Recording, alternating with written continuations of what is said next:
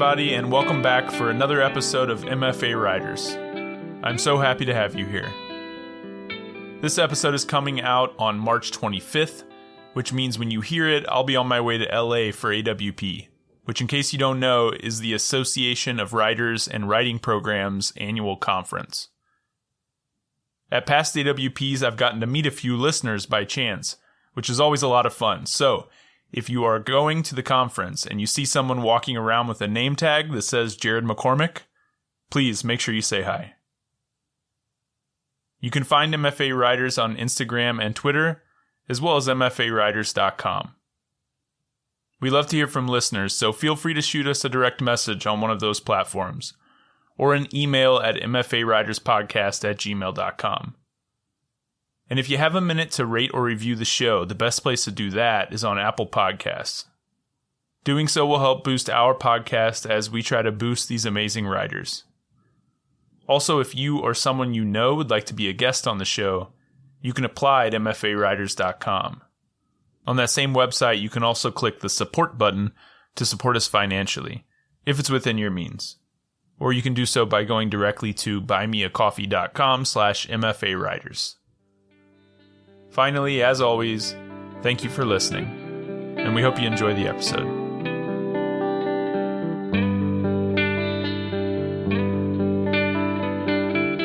Welcome to MFA Writers, the podcast where we talk to creative writing MFA students about their program, their process, and a piece they're working on. I'm your host, Jared McCormick. Today I'm with Ray Wise. Ray is a multi-genre writer living in Philadelphia, where they are completing the final semester of their MFA at Rutgers-Camden. Ray's work has been published in Passages North, Rose Books Reader, Barrel House, Hobart, and elsewhere. They've been nominated for Best of the Net and supported by Sundress Academy of the Arts. They are currently at work on a novel manuscript and a poetry collection. Today, Ray has brought an excerpt from that novel to read for us. So this is an excerpt from my novel, Stepping on Glass. This is toward the beginning, so I don't think you need too much context. I'll just start from the top. Becoming a lesbian wasn't enough. I had to become a Jewish lesbian, a femme Jewish lesbian. Pointy heels and painted lips and blankety fringe scarves draped through my upper arms down to the small of my back. I needed categories, places to put myself.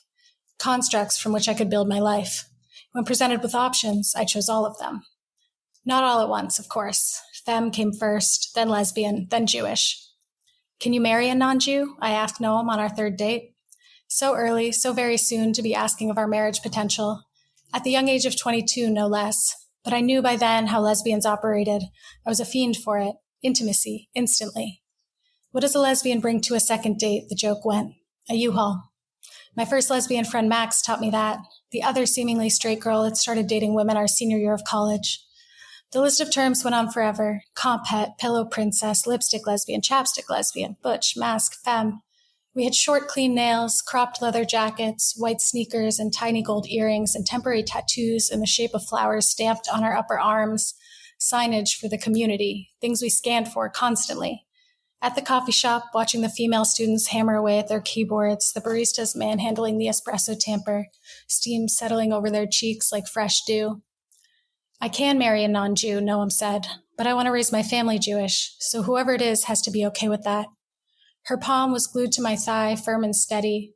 We sat at the bottom of Telegraph Hill in San Francisco, our teeth stretching gooey cheese off hot dough. I can't remember whether I told her I'd love a Jewish family that day. It doesn't matter. Whatever I said twisted and gnarled through the years to come. It was always yes, then no, then maybe. Always, what can I say to maintain my power here? How can I become exactly what no one wants me to be, exactly what I've decided I'll be, without giving her more than she's giving me? It was an impossible bind, one I was determined to seize control of. The solution, of course, was not to become or not become any of these things. The solution was to balance out the bind, to have something outside of it. The solution was you. But I'm getting ahead of myself. It was lesbianism first, before Noam, before you, before Max even. I'd slept with men my whole life since I was a 16-year-old at sleepaway camp, rolling around on the hard, wet ground, letting Mike B dram his fingers, then more than his fingers inside me. It was never any good, but I was greedy for it. Even a horrid urinary tract infection that eventually landed me in the hospital wasn't enough to stop me from pursuing the feeling of hands and hot breath and cold sweat taking me out of my head into my body.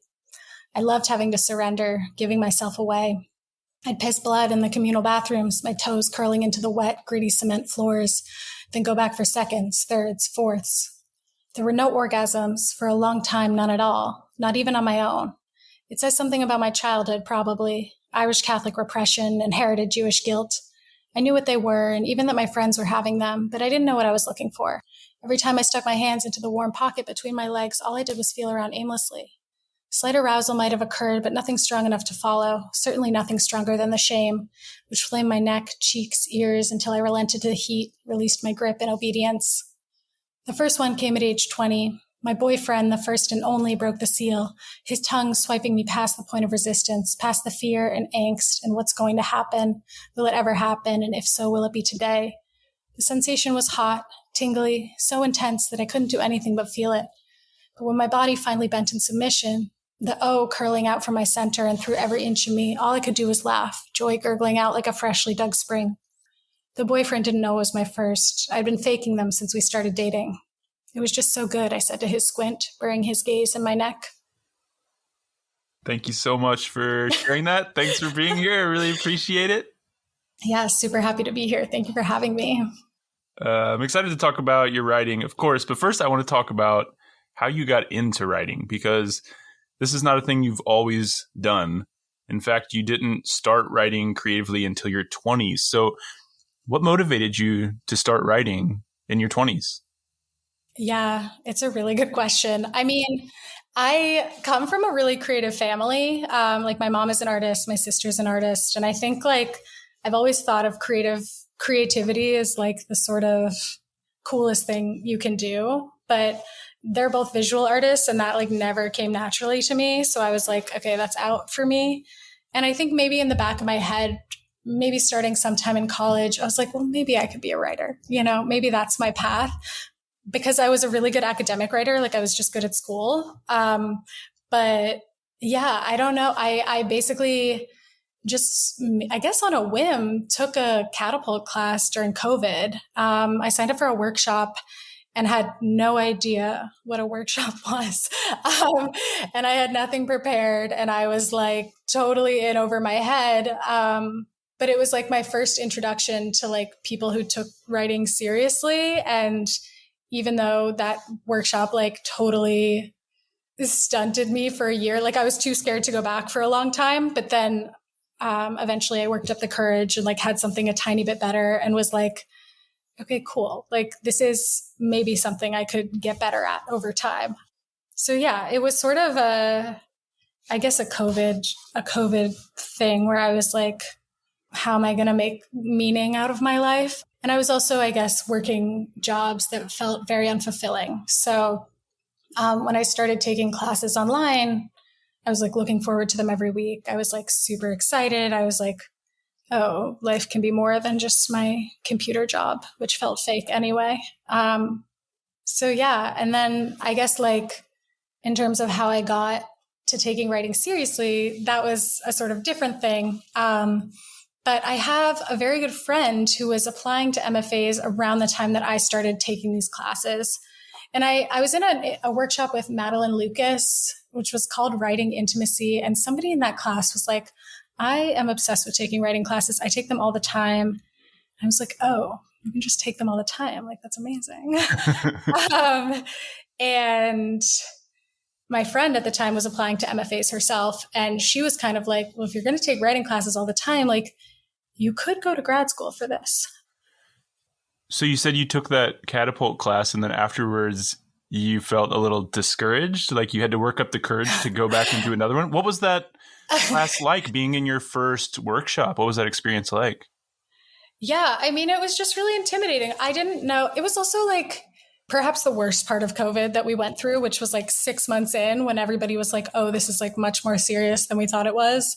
And this is continuing on. So I think the vibe was a little bit tricky because of that. But in terms of the writing, like, yeah, I mean, I had never written a story, let alone a story that someone else was going to read. And I think what was hard about that experience was that it was called a generative workshop. which now I would know is still a workshop. But at that point, I thought that we would be writing the material in the class. So I was like, oh, I have to have separate stuff. Like the generative thing is like a separate thing. And that was, just incredibly stressful. And also like in hindsight, totally fine.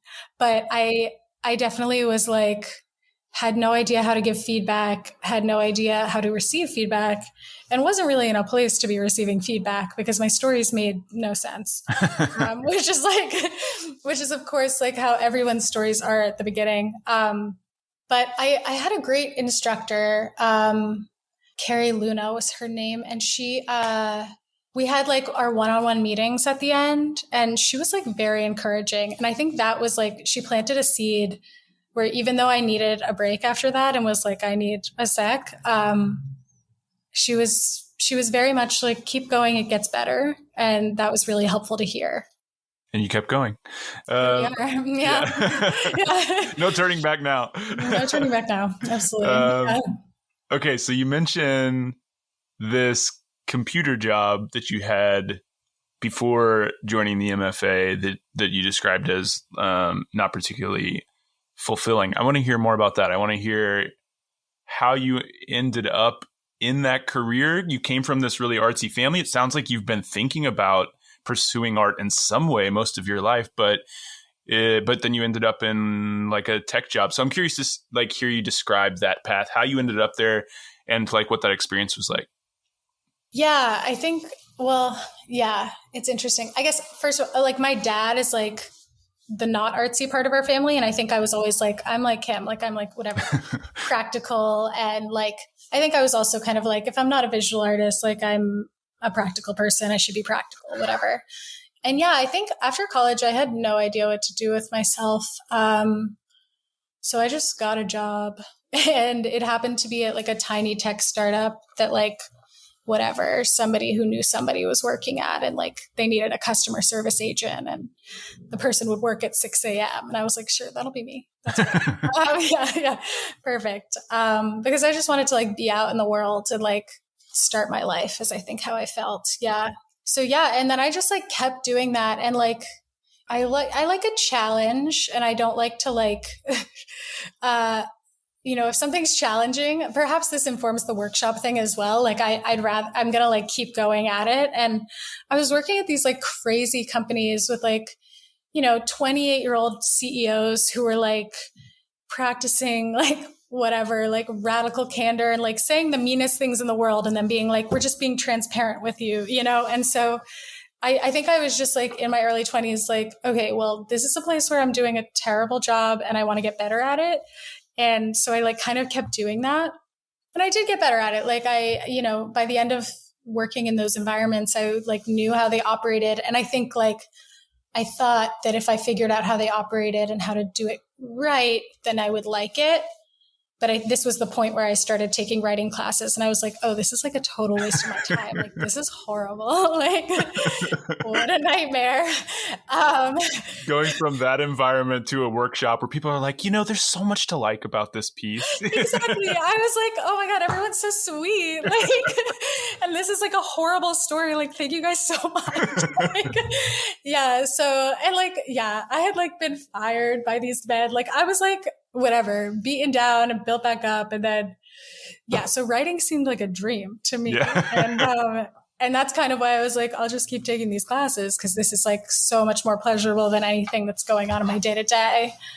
So have you found, having gone through that experience in that tech world, have you found that influencing you as a writer or influencing your writing in any way? Yeah, I think definitely. I think something people say all the time that is unfortunately true is that being a writer comes with like insane amounts of rejection. And I think like I definitely built up a very thick skin from that experience that has served me well. Like, especially like early on when you're trying to get your first thing published, like I just kept sending out my horrible poems until somebody took one, and that was like, I think had I not faced so much rejection in my early 20s, I probably would have had a harder time with that. And so I think that's been like the sort of, just like that sort of mentality has been really useful. And then also a lot of my writing, not what I just read necessarily, although probably parts of the novel, but like a lot of my stories and early writing centered around like these dystopic tech worlds where the characters can't escape and they like do something very brash to like get out of the situation they're in, which is to say for a while the content was like very centered around that, which was helpful. Like I had something to draw from and that was cool. Yeah. Yeah, well, let's talk about the writing itself a bit more because I think what you do is super interesting. Obviously, you read that wonderful excerpt from your novel, but you also write poetry and nonfiction, and it sounds like some fiction that's at least somewhat inspired by these experiences you've gone through. So what motivates or inspires you to work in all three of these genres instead of just choosing one? Yeah, it's a really good question. I sometimes am exhausted by it and I'm like, I don't know. But I took, when in that period where I was like, I can take writing classes online, freedom, I was like, I took in a couple of genres. Like I took a general prose a couple times. And then I also tested out poetry and had no idea what poetry was and really, really liked it. Like I also it was just a different mode that I was very interested in and didn't understand a lot about. And so I took that first workshop and then I was like, okay, cool. I understand a little bit what a poem is. And then I just sort of kept writing them. And yeah, I think like writing across the genres is really cool because poetry informs my fiction and nonfiction probably more than the other way around. But I've taken poetry classes in every semester at my MFA, and I just always feel really lucky to be able to like engage with like a different economy of language, I guess. Like it feels like much more compact, obviously, and much more like based on surprise. And I find myself like pulling those sort of elements back to my fiction or back to my nonfiction, where it's like, how can I say this in the most streamlined way possible? And what would keep a reader interested? Probably the most surprising thing. So I think about that a lot. How do you decide that an idea you have should be fiction or it should be nonfiction or it should be poetry? Or is that not really how your process works? Do you just start writing and then realize somewhere along the line that, oh, actually, this isn't a short story, it's a poem? Or how does that work for you?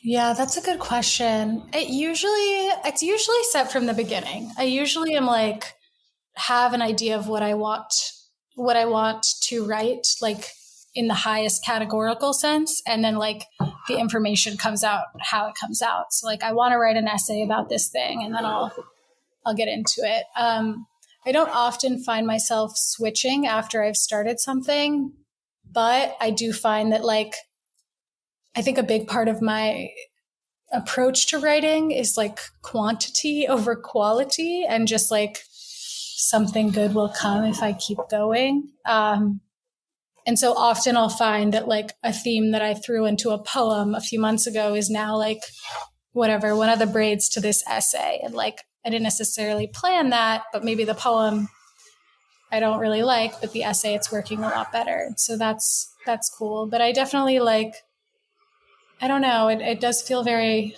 organic and at the same time, yeah, I'm not like very flexible once I start something, I guess. Yeah. For better, for worse. Yeah. Also informed by your tech experience, maybe. Totally. Yeah. I'm very rigid as it turns out. Yeah. And it's like, yeah, I talk about that. Like it was like a total accident, but like obviously personality chooses, you make choices, whether yeah. So.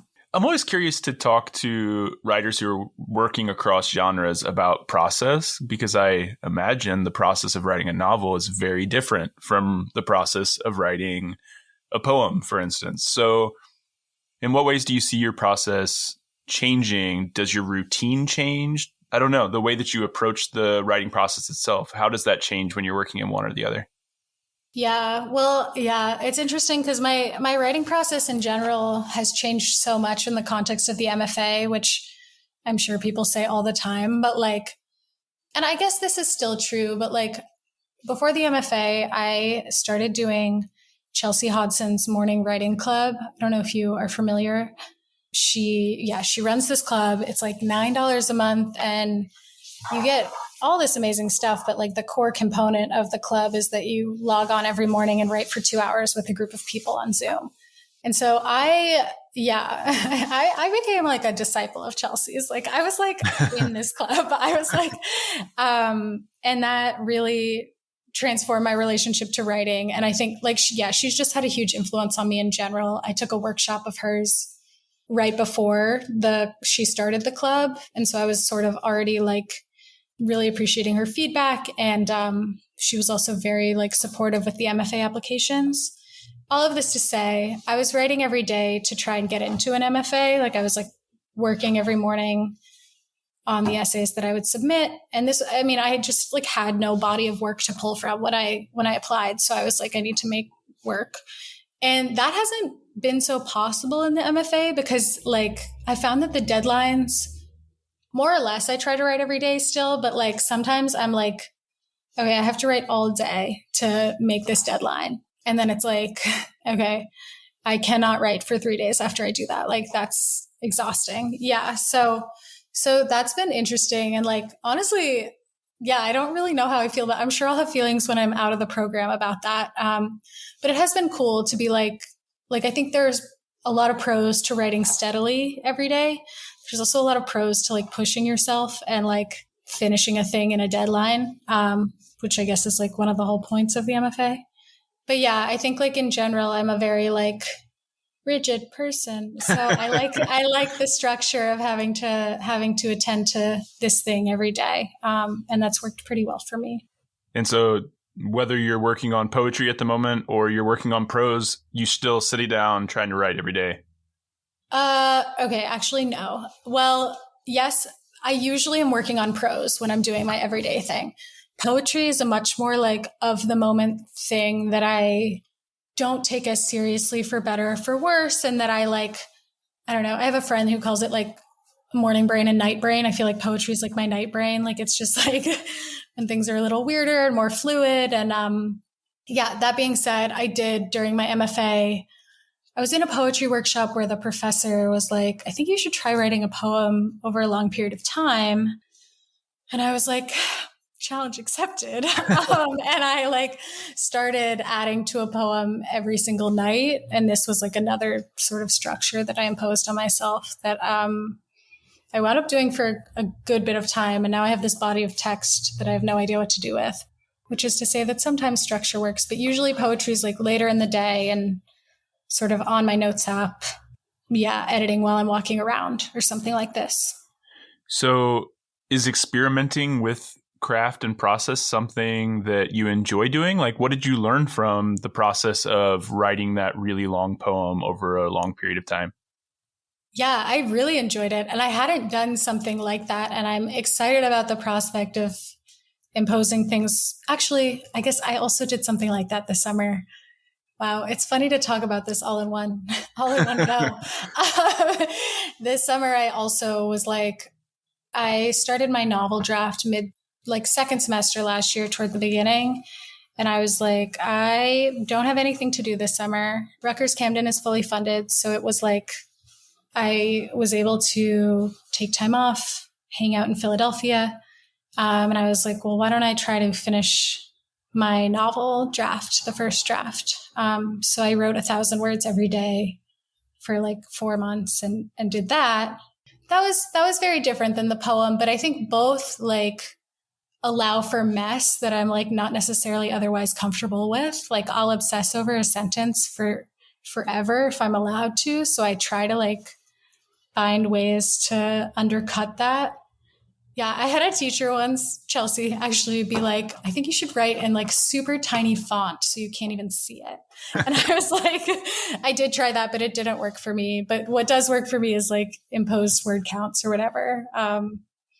Yeah, I don't know if I've learned anything specific about craft from that, except that like, well, I guess like the thing that's like super hard to do when you're thinking big picture about something is like let loose. Like you're like, I want to hit all these notes. I want to like, the plot needs to move from A to B to C. Like, how am I going to do that? And I think like giving yourself restrictions that required letting loose and like finding yourself in a place that you didn't expect is really fun and exciting. Yeah, I mean, I think there are a lot of pros to having that kind of writing schedule, getting into a routine where you're writing like 2 hours every day and you're like working on a project. But then having a professor say, why don't you try this out? Or why don't you do this wild thing that like kind of breaks you out of that routine also can be generative in a different kind of way. And it sounds like that's the way it has been for you. Totally. Yeah. I am very, I love getting an outside perspective. And I think Rutgers-Camden has been really cool because it's a multi-genre program. You get perspectives from all types of teachers. Yeah, it's nice to get a little nudge every once in a while, you know? Yeah, totally. Absolutely.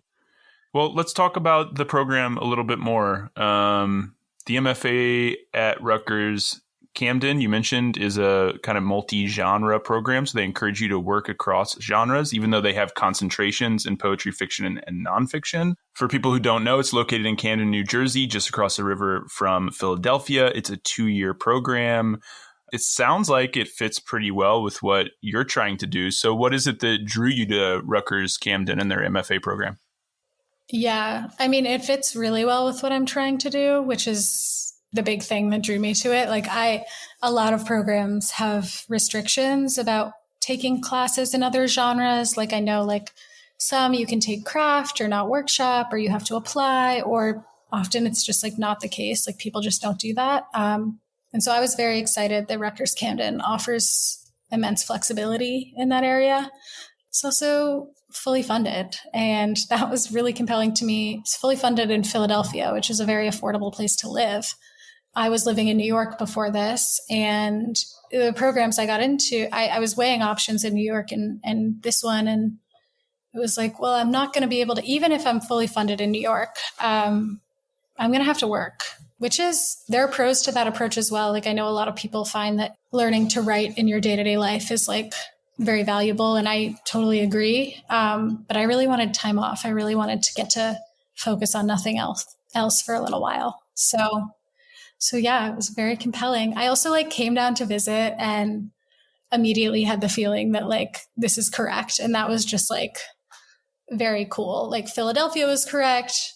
The writer's house on campus was correct. The workshop was really sweet. I read this like Otessa Moshfa profile on the train ride on the way home where she talks about her MFA, and she's like, whatever, it's an insane profile in the New Yorker, but she's kind of like, all I needed was time to write. And I was like, that's all I need. Yeah. So I am her. It'll be great. Yeah. Yeah. So yeah. So you've mentioned a couple times that the program is fully funded. For any listeners who don't know, usually fully funded means every student who attends gets tuition remission and a stipend. But when I was reading at the website, Rutgers-Camden's website, it seemed to imply that some students don't get that funding, which is what I would normally call partial funding. So I definitely want to clarify this so anyone listening knows, if they get in, are they guaranteed to get funding, or is that funding only guaranteed for some of the students? No, yeah. So it's if you get in and you want full funding, you get it, is my understanding. So the website wording is vague for, I think, compliance reasons, because there are people that don't opt into that. You can go part-time if you would like, and you can pay in-state tuition, or you can, like work for the university while you do it and pay that way. But if you get in and you want full funding, you get it. The stipend is incredibly generous. And yeah, the deal is that you're a teaching assistant, but you are teaching Comp 101 and Comp 102. You're responsible for your own classroom. And that starts the first semester. So that's what you're getting paid to do. How many classes do you teach each semester? One class per semester. And you do that each semester for the 2 years? Yes. Yeah. Cool. How's the teaching been going? The teaching has been great. I love the teaching. I think it is very challenging to move to a new city.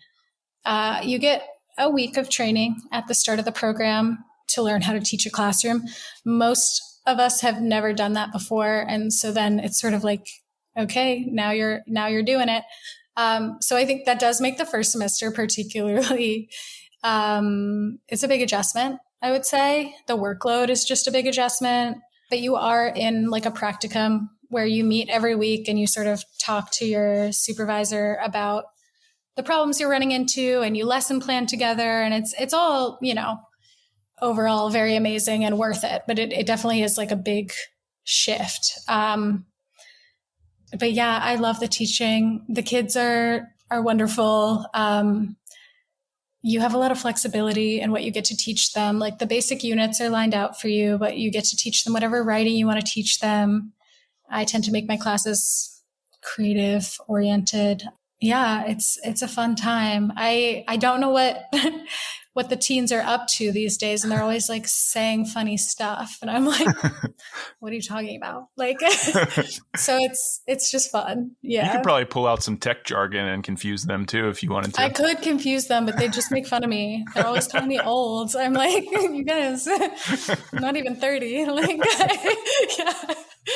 yeah, they think I'm ancient, but yeah, it's been really good. I love teaching. Yeah, I guess one other thing I'd say about it is it's a particular teaching environment. Like it's like a commuter campus. Most of the students live at home with their families. The South Jersey is a very diverse place. Most of them live in South Jersey.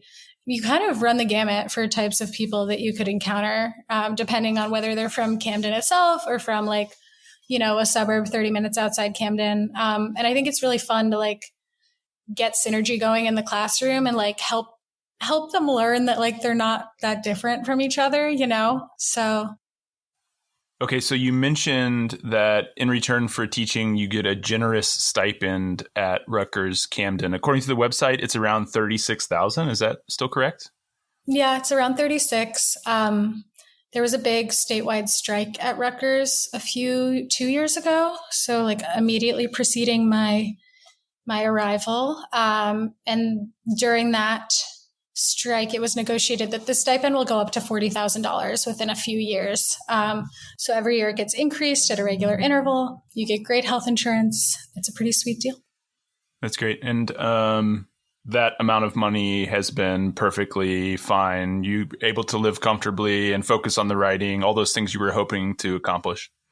Yeah, actually, it's great. I don't think anyone else in my cohort, at least, is working a second job right now, which is like a blessing, you know? Right. Yeah. Yeah. And not always the case in these programs, for sure. There's lots of fully funded programs that offer stipends that don't really cover all of your expenses. So then you end up doing like a part-time job on the side to kind of make up for it. Totally. And honestly, the program is rigorous. Like, I do not think it's possible to work during it. Like, between the teaching and the course load, it's a lot. So yeah, very grateful for that. And Philadelphia is affordable, which is also great. How many classes do you take each semester?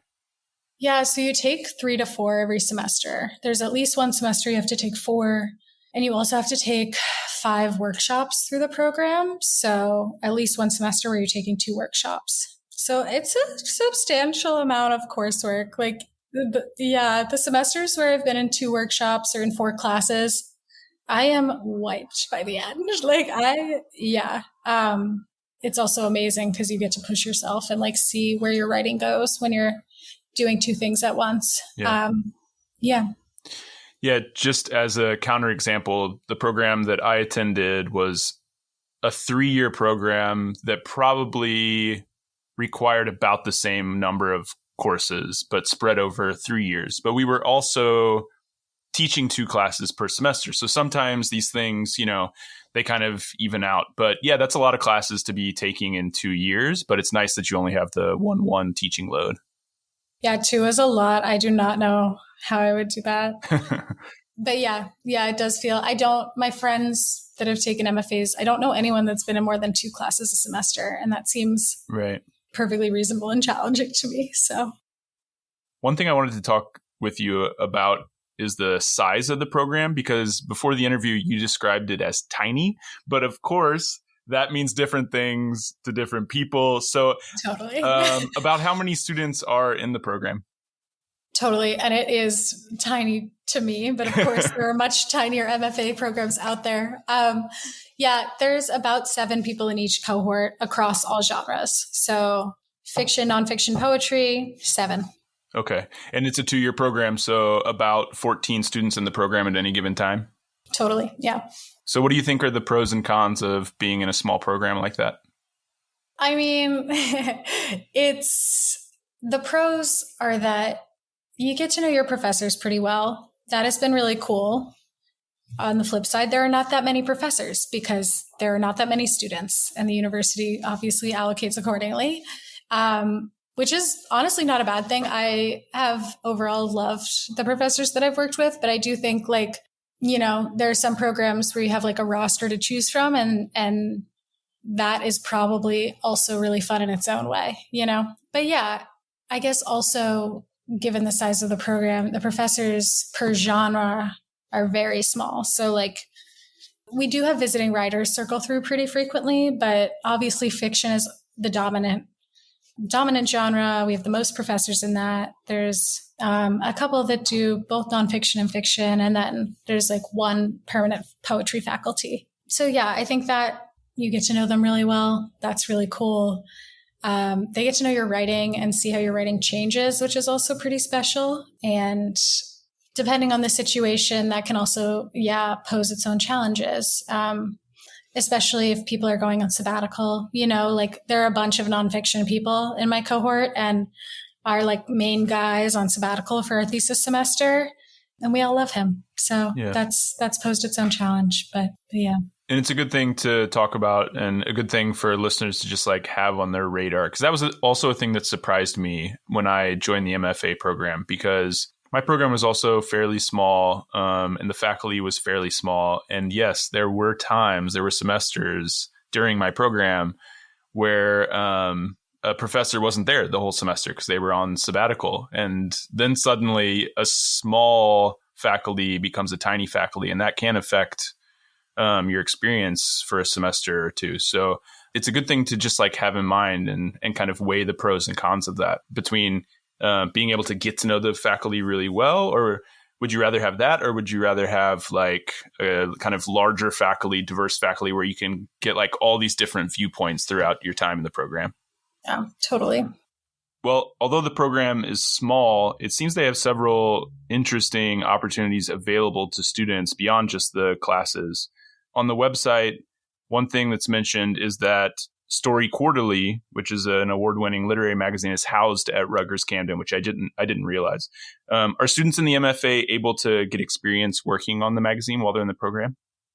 Yeah, so you don't work on the magazine. The magazine is run by grown-up writers, I guess, but including Paul Lisicki, who's our nonfiction professor.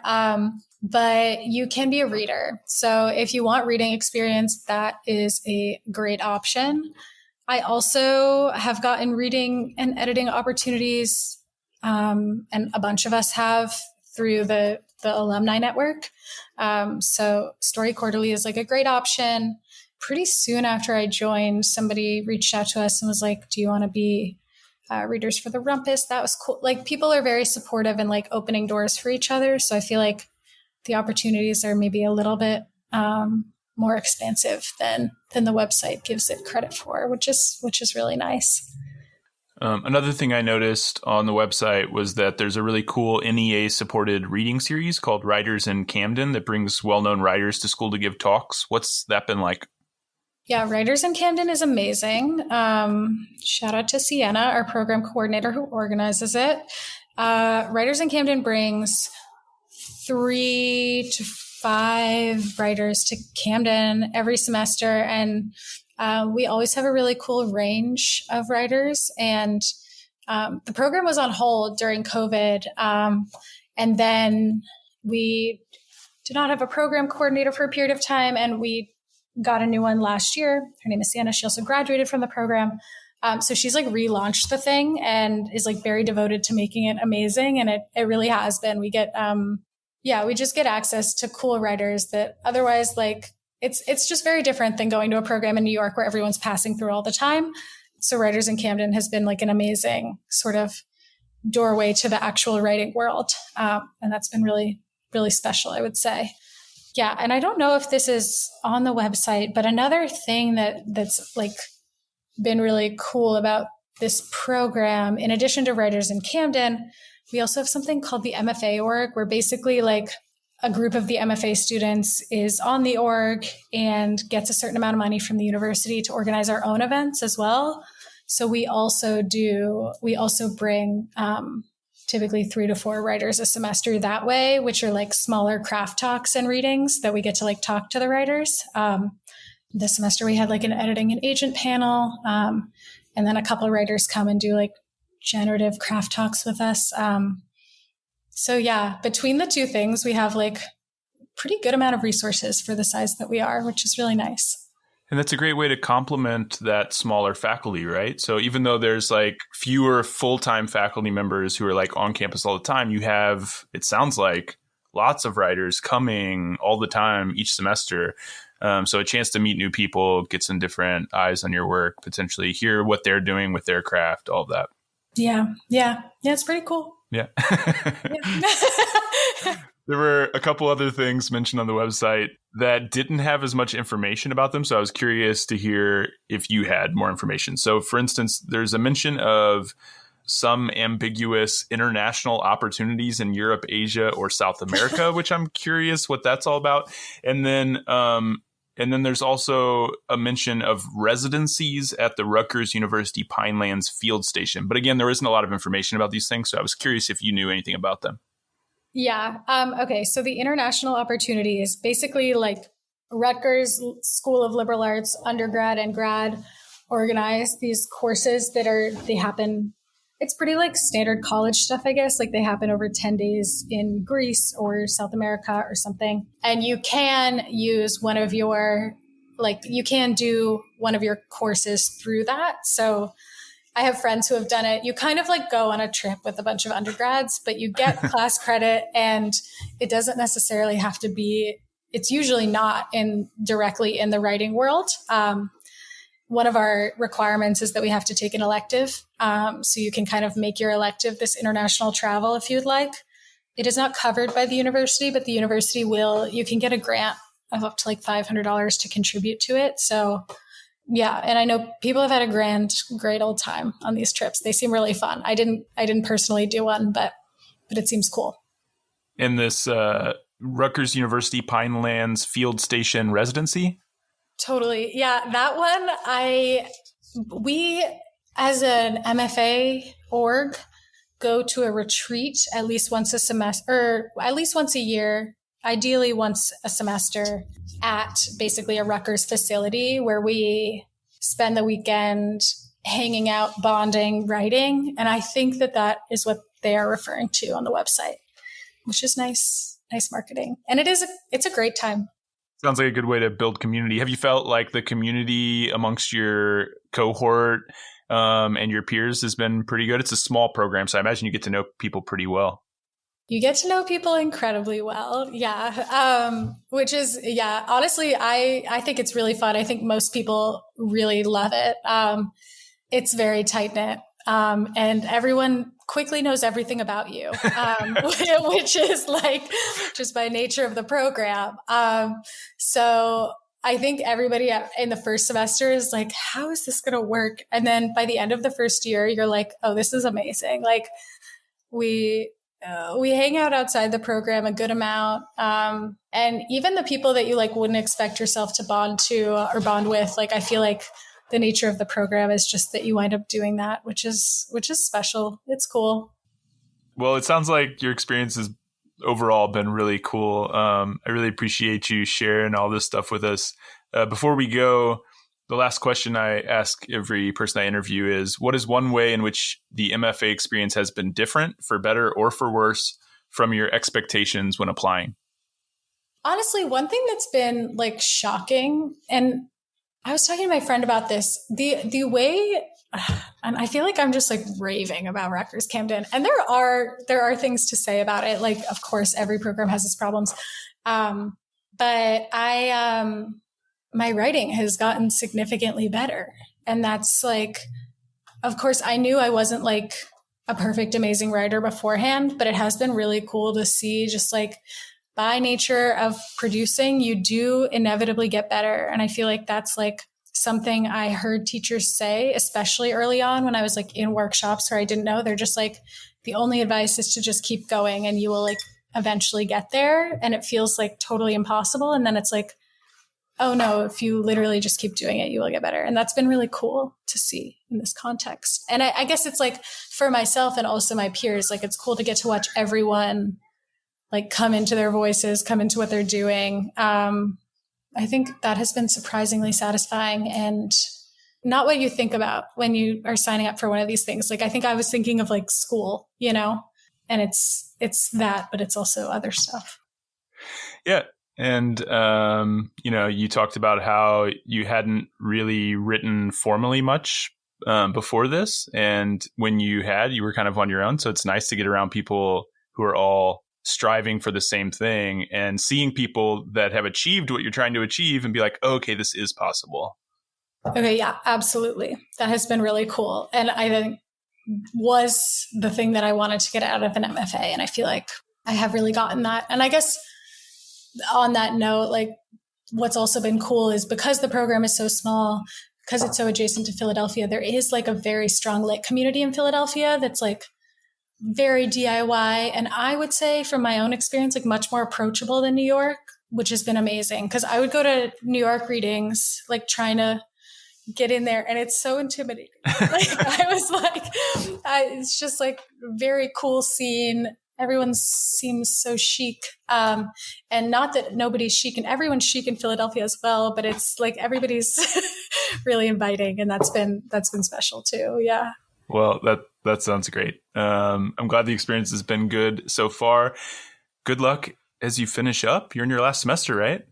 Yeah, I'm working on finishing my thesis. So. Okay, well, good luck. I know that process and it can be a lot, but you'll get there. And I'm excited to read the novel, excited to read the poetry. Thanks again for taking the time to stop in and talk to me for a bit. Yeah, thank you so much for having me. This was really nice and really fun.